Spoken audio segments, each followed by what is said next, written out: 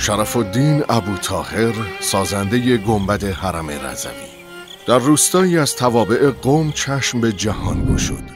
نامش را شرف الدین گذاشتند و این نام گویی برای او الهام بخش کاری بزرگ بود.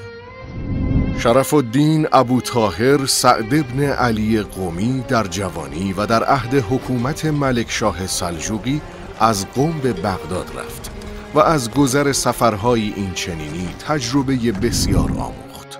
با توانمندی که از خود نشان داد، از طرف خواجه نظام الملک طوسی وزیر خردمند ملکشاه به عنوان منشی حاکم مرو انتخاب شد و لقب وجیه الملک گرفت.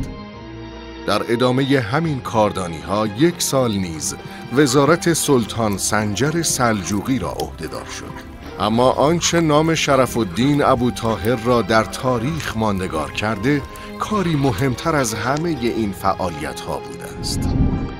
شرف الدین ابوطاهر قمی با مباشرت ابوالقاسم احمد بن علی بن احمد العلوی الحسینی که از نقیبان و بزرگان ناحیه طوس بود، ضمن تعمیر روضه منوره گنبدی بر فراز قبه اولیه بارگاه حضرت رضا علیه السلام احداث کرد.